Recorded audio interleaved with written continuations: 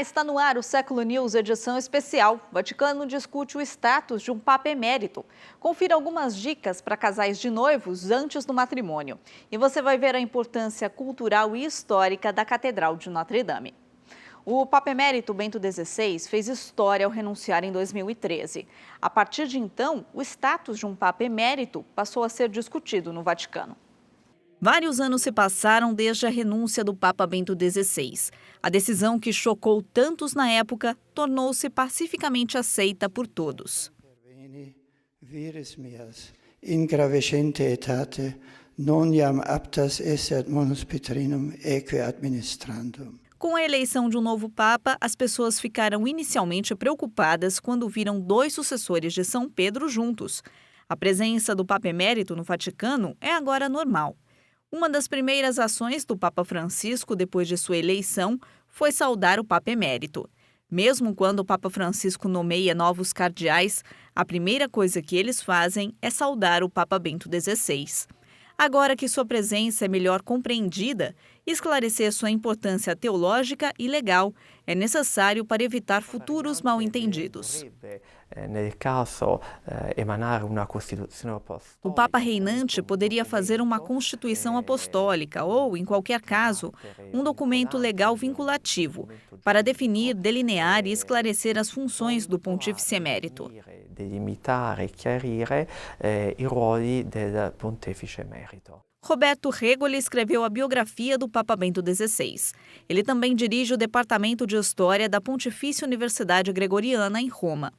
Para mostrar a novidade da posição do Papa Bento XVI, é preciso lembrar que no passado, se um Papa renunciava, ele retornava ao seu status antes do conclave. Em alguns casos, eles até deixavam de ser cardeais. Quando o Papa concluía o seu ministério, ele retornava ao seu status anterior. E a situação anterior do Papa Celestino V era de um eremita.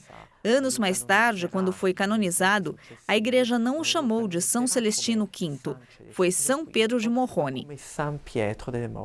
Ao longo dos séculos, alguns papas expressaram publicamente sua posição sobre o status de um pontífice que renunciasse.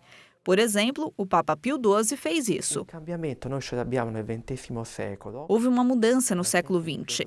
Quando o Papa Pio XII temia uma invasão nazista no Vaticano, ele preparou sua renúncia. Ele disse que se fosse sequestrado ou preso, os nazistas não pegariam o Papa Pio XII. Eles pegariam o cardeal Pacelli. É uma evolução. O Papa não se tornaria apenas um bispo novamente. Ele também se tornaria cardeal novamente. Ma torna ad essere cardinale, quindi già c'è un'evoluzione. Ao tomar essa decisão, o Papa Bento XVI tornou definitivo que os bispos com mais de 75 anos pudessem se aposentar e se tornar bispos eméritos, conforme foi delineado no Concílio Vaticano II. Isso não era possível antes. O Papa Bento XVI teve que decidir em poucos dias qual seria o seu status após a renúncia. Durante os 17 dias entre sua renúncia e sua implementação, ele tomou muitas decisões importantes. Assuntos como continuar a usar branco, residir no Vaticano e limitar sua atividade pública. Além disso, ele explicou o significado teológico de sua renúncia. O Senhor me chama a salire sul monte, a dedicar-me ancora di più alla preghiera e alla meditazione. Ma questo non significa abbandonare la Chiesa. Anzi, se Dio mi chiede questo, è proprio perché io possa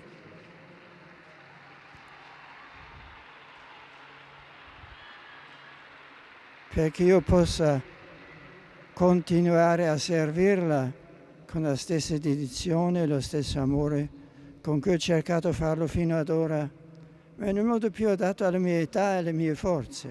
Essa é a última grande lição do Papa Professor, que está ensinando seus sucessores sobre o papel do Papa Emérito. No entanto, por prudência, vale a pena estabelecer uma legislação oficial, tanto sobre o procedimento de renúncia, quanto sobre os direitos e status dados aos futuros Papas Eméritos. Você vai ver agora 4 dicas para casais de noivos antes do dia do casamento. Existem inúmeros cursos preparando jovens casais para o casamento. No entanto, na afobação do planejamento e da organização do casamento, Também há elementos essenciais a serem lembrados antes de dizer o sim. Padre Maurizio Botta, da congregação do Oratório de São Felipe Neri, ajuda os casais a perceberem que, embora as fotos e o local possam ser importantes, eles nunca se comparam à preparação para a aventura de uma vida com seu melhor amigo. Ele diz que muitos casais que chegam ao altar não sabem o que estão fazendo lá. Eles não entendem o sacramento ou o que é exigido deles pelo resto da vida. Então eu quero que a noiva e o noivo estejam atentos no dia em que ouvirem os vários rituais e várias liturgias. Quero que eles já saibam o que será dito e estejam extremamente conscientes disso. Ele vai tão longe para dizer se um curso de casamento é feito apropriadamente. Os casais vão naturalmente desistir por causa das expectativas de amor sacrificial colocadas em ambas as pessoas.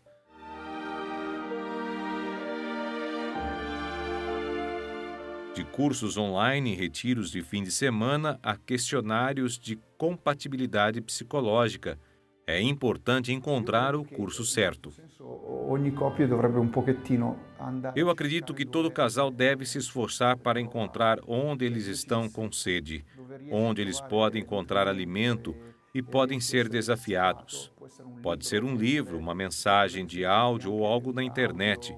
Pode ser um lugar particular, como um mosteiro, mas, na minha opinião, todo casal deve ter um lugar de nutrição uma vez por mês. Padre Maurizio diz que o início de qualquer vocação, seja a vida religiosa ou o casamento, é o mais difícil. É por isso que em seus cursos pré-matrimoniais, ele também continua reuniões mensais para o primeiro ano de casamento, para que os casais possam ser lembrados das mesmas verdades sobre amor e sacrifício. Padre Maurizio diz que muitos não podem descrever quantas diferenças existem entre mulheres e homens. Ele insiste que cada pessoa tem uma maneira completamente diferente de racionalizar e reagir. Fundamentalmente, o casamento se torna o que podemos ganhar com o egoísmo. Existem duas diferenças principais que as pessoas encontram. Elas são apenas dois mundos diferentes. Portanto, é normal que, quando há fortes diferenças antropológicas, diferenças familiares, hábitos diferentes e, em especial, se eu posso dizer, o diabo. O diabo odeia a família e os casais.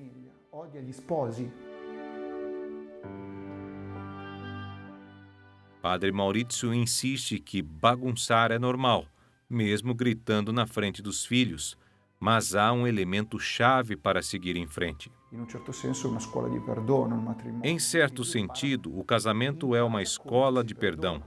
As crianças aprendem a perdoar em casa, como voltar depois de um erro, depois de uma briga rápida. Eles observam como seguir em frente e começar a rir de novo. Isso fortalece uma pessoa. Esta escola é estabelecida pelo casal, que recebe a graça do Espírito Santo no dia de seu casamento para amar verdadeiramente o outro como Cristo ama a Igreja. Uma historiadora francesa explica a importância da Catedral de Notre-Dame para a cultura e para a fé do povo francês.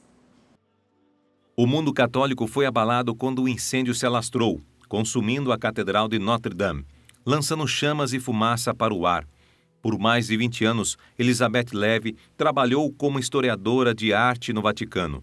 Ela comenta sobre o que a destruição desta catedral significa. Eu acho que há algo realmente notável sobre Notre-Dame. Muitas pessoas a tinham como algo sólido, principalmente o que Notre-Dame é em coletivo. É como o Papa Francisco disse, é uma joia histórica de uma memória coletiva. É uma memória coletiva da fé. Lévy expressou que esse grupo coletivo abraçou os bons e maus dias, greves, tumultos, a revolução, o secularismo e até mesmo a negligência. No entanto, a catedral permaneceu. Quando a França cristã, a filha mais velha da igreja, a primeira nação, se tornou cristã, eles construíram esta incrível igreja nesta ilha, dedicando seu centro geográfico à Mãe de Deus.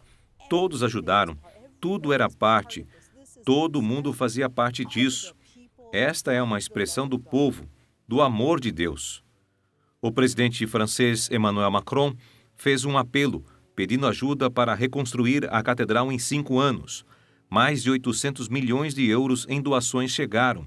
As pessoas estão se recuperando. Elas se juntam, algumas porque é um artefato cultural, algumas de joelhos orando, algumas em pé e cantando.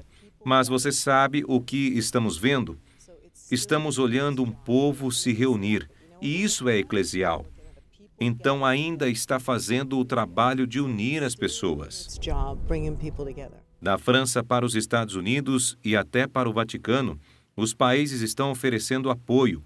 Na verdade, o presidente Trump chamou o Papa Francisco para expressar sua proximidade à luz do evento. Já em Roma, a Basílica de São Pedro tem medidas de prevenção de incêndios para evitar um incidente como o que aconteceu em Notre Dame.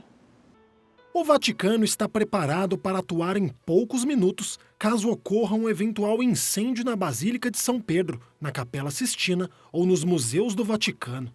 Nesses locais, detectores de fumaça estão conectados à estação de bombeiros no Vaticano. Eles dizem que podem estar prontos para apagar o incêndio em menos de 5 ou 10 minutos. Tudo depende da nossa velocidade de reação. Se o fogo tiver começado a um certo período de tempo, não chegaremos ao início do incêndio, mas a um estágio avançado. Em termos de segurança, os sistemas inovadores garantem reagimos o mais rápido possível. Chegar o mais depressa possível no incêndio significa extinguir o princípio do fogo. Intervenire presto su un fuoco vuol dire estinguere il principio di incendio. Paolo De Angelis coordena os bombeiros do Vaticano, uma equipe de 36 pessoas em alerta contínuo. Ele explica que um incêndio que começa na Basílica de São Pedro seria difícil, porque a basílica não é feita de muita madeira.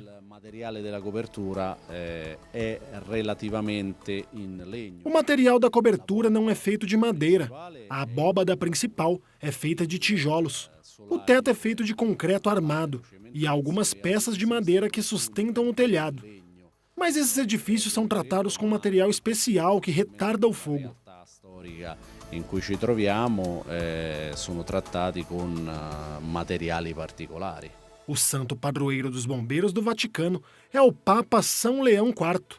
Um afresco pintado por Rafael lembra que quando um terrível incêndio estava prestes a devastar a basílica e as casas ao redor, este santo abençoou a cidade da Sacada de São Pedro e o fogo milagrosamente se apagou. Desde então, com sua ajuda e com 200 detectores de fumaça e 36 bombeiros, não houve nenhuma devastação séria no Vaticano. E assim a gente encerra o Século News edição especial de hoje. Nós voltamos no sábado que vem. Bom fim de semana e até lá!